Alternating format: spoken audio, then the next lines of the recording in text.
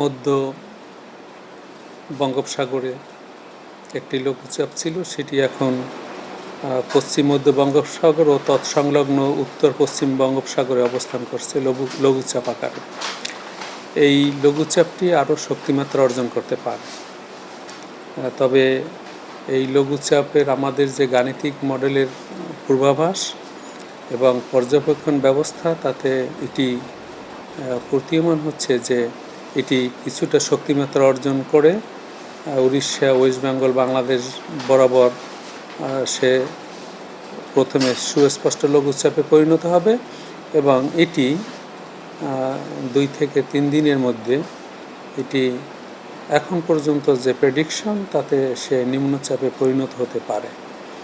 আপনারা জানেন যে আমাদের জুন, জুলাই, আগস্ট এবং সেপ্টেম্বর বর্ষাকাল।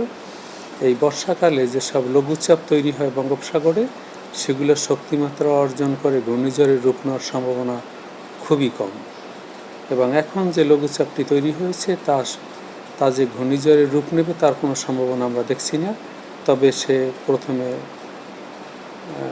সুস্পষ্ট লঘুচাপ, তারপর নিম্নচাপ রূপে সে ভারতের উড়িষ্যা, পশ্চিমবঙ্গ অথবা বাংলাদেশ উপকূল ঘেঁষে সে যখন উপকূল অতিক্রম করবে, তখন বাংলাদেশের উপকূলীয় জেলাগুলোতে এবং সিলেট, ঢাকা সহ বাংলাদেশে 9 তারিখ থেকে ক্রমান্বয়ে বৃষ্টিপাতের পরিমাণ বাড়বে।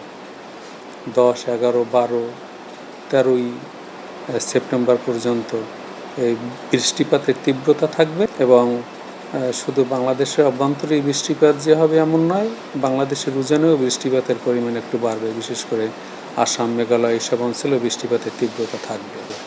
আপাতত আমাদের যে আগামী 24 ঘন্টার পূর্বাভাস, তাতে চট্টগ্রাম এবং সিলেট বিভাগের অনেক জায়গায় বৃষ্টিপাত হবে এবং অন্যান্য বিভাগগুলো, বিশেষ করে রাজশাহী, রংপুর, বরিশাল, ঢাকা, খুলনা বিভাগের কিছু কিছু জায়গায় বৃষ্টিপাত হবে।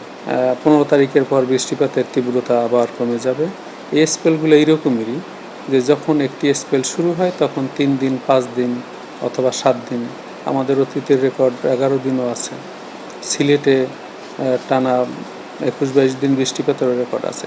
সুতরাং সাধারণত গড়ে 3 থেকে 4 দিন এই ধরনের বৃষ্টিপাত থাকে এবং এই বৃষ্টিপাত যদি কমে যায়, তখন আবার বর্ষাকালে যেহেতু বাতাসে জলীয়বাষ্পের পরিমাণ অনেকটা বেশি থাকে, যেমন গতকালকে খুব গরম অনুভূত হয়েছে, গরমে নাভিশ্বাস এবং সবাই ঘেমে গেছেন। এর কারণ হলো বাতাসে জলীয়বাষ্পের পরিমাণ 80 থেকে 100% মধ্যে ওঠানামা করছে।